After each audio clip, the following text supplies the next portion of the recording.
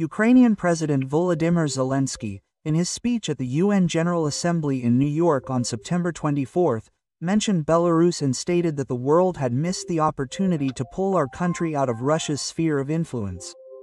Do you think there's a chance to do this while Alexander Lukashenko is in power? The problem isn't Lukashenko. Well, for Belarus, Lukashenko is certainly the problem. After all, he's been in power for 30 years, right? And, of course, this is a period of stagnation. The country hasn't shown any significant development. That is, it's incompetitive in terms of modern technology and a modern social structure, yes, as such. But nevertheless, the key problem is total dependence on Russia and the Russian presence in Belarus, yes. Well, that is, Russia views Belarus not as a subject, but as an appendage, so to speak, to the Russian Federation, to the Russian economy, to the Russian military sector. And, accordingly, the problem is that Russia is holding on not only to Belarus but also to many other countries of the former Soviet Union. They also don't let go of their spheres of influence, and Russia's sphere of influence is always negative. Yes, it's always stagnation, it's always a loss, yes, well, that is, a kind of lack of competitiveness. And for Russia, it's crucial that the countries, or the territories, within its sphere of influence be as backward as possible, as impoverished as possible, well, as unsuited as possible for a modern standard of living. Then Russia will be able to speculatively influence these regions in one way or another. Therefore, it's more likely that Belarus will have a window of opportunity. This will undoubtedly appear as soon as significant transformation processes begin within Russia itself.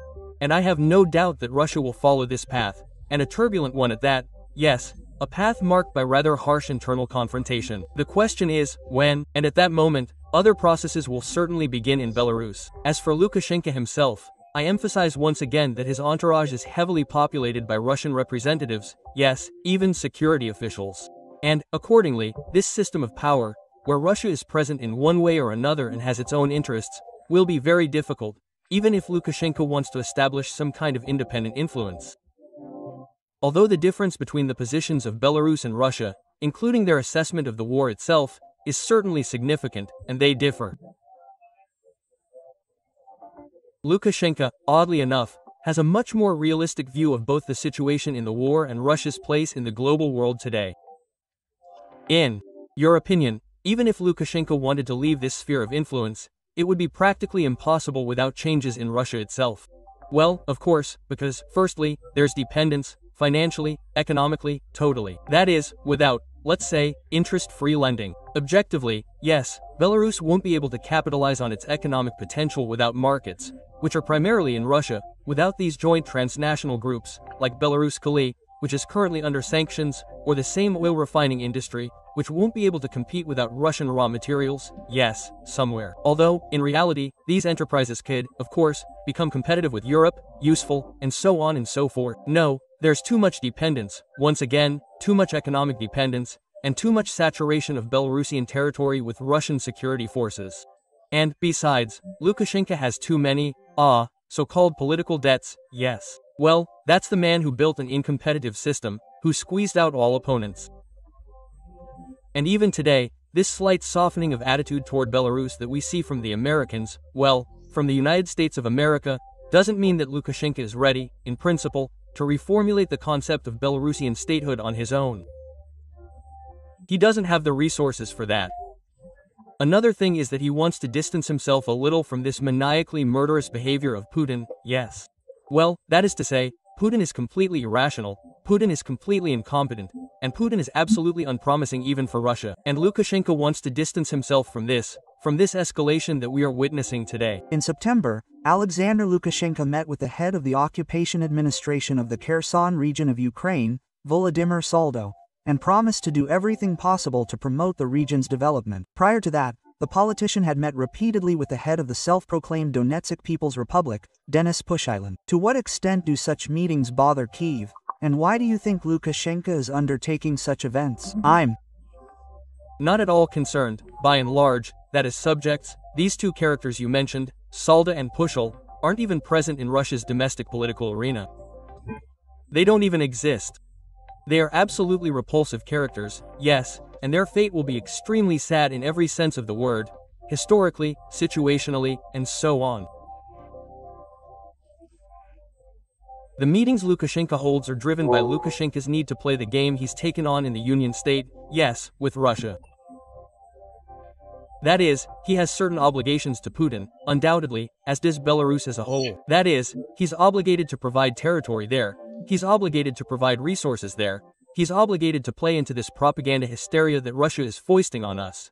Yes, all these hazelnut trees, nuclear warheads, Zapad 25 exercises, and so on. Among other things, he's obligated to recognize or not recognize these occupied territories. Among other things, he is obliged to meet with individuals with criminal inclinations, yes, the ones we just discussed. This is a game, unfortunately, a bloody one, which Lukashenko is forced to play because he receives profits in return, whether directly through credit resources or directly through markets for Belarus. And he has no way out of this situation. Well, Lukashenko himself built this system, certainly a monopolistic dependence. He, of course, tried to differentiate all this through communications with Chinese representatives of the People's Republic of China, right? And to what extent was this successful? Some things worked, some didn't, because, after all, Russia is also dependent on China. But nevertheless, once again, Lukashenko is forced to play the role that is predetermined by his alliance with Russia. Poland closed the border with Belarus. Then there was a meeting between the Polish and Chinese foreign ministers, where the Beijing representative promised to have a frank conversation with Lukashenko. Soon, the Chinese delegation indeed arrived in Minsk, where it met with the Belarusian politician. Ultimately, the border was reopened. I understand that you can't compare a war to the situation at border crossings. Why do you think China intervened here? True, we don't yet know to what extent the situation has changed, and a full-scale invasion is not possible. China has pragmatic approaches. I emphasize again that it views Belarus, to some extent, as a transit territory for entering the markets of Northern and Central Europe. This is very important for China. There are several countries in Europe through which it is trying to work: Hungary, Slovakia, and, to a lesser extent, Belarus. Nevertheless, China is protecting its interests. In this case, it's a purely economic one. And, of course, it was easy enough for it to make certain commitments. So, the closure of the Polish border demonstrated that it does have direct instruments of influence on China, even through small initiatives, but they significantly influence China's position. China made certain commitments and, accordingly, worked with Belarus. What's important here is that, I emphasize again, there are direct instruments of influence on China when its interests are affected. As for a full-scale invasion, well, China has clearly demonstrated that they want a new system of global governance, a new system of global security, in which China sees itself as a key moderator of these processes. And the war against Ukraine certainly gives China an opportunity to reformulate policy, yes, global policy. Another question, and frankly, I can't find a logical answer to it, is why China allows Russia to provoke Europe as much as possible today, right? Well, I mean, the same simulated drone attacks, the blocking of airports in Copenhagen or Oslo, or Norway and Denmark in general. It's puzzling to me why China isn't reacting to this. Because the European market is key for China, right? That is, in terms of expansion, in terms of presence, and in terms of access to technology, consumer markets, and so on, this is very important for China. Or does he believe that through Russia's provocative expansion, he will be able to guarantee something to Europe? So, is he simply strengthening his negotiating position, or does he believe that a weak Europe will be more beneficial for China because then they will be able to dictate some trade rules there, yes, more extensively? But, frankly, this mysterious behavior allows Russia to destroy China's main market, yes, in Europe. Nevertheless, once again, Poland demonstrated by closing its border with Belarus that there are even direct instruments of influence on China, and that certain results can be achieved if you act correctly. 6 months ago, in the Oval Office, U.S. President Donald Trump told Ukrainian leader Volodymyr Zelensky that he had no trump cards in a war with Russia. At a UN meeting in September, Trump already praised the Ukrainian army and criticized Putin, stating that Ukraine, with EU support, could regain its territories within its former borders. What is behind the American president's new rhetoric, and will it lead to real changes in his policy? Let's be cautiously optimistic about any statements, yes, because these days, words are just words, and action matters.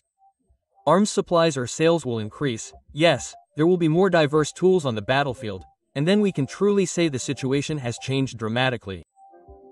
Why has the rhetoric changed? There are several reasons.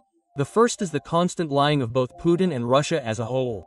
Trump, for example, understands that everything he supposedly negotiates with Putin, yes, all of this subsequently damages his reputation, because Putin has no intention of stopping the war per se.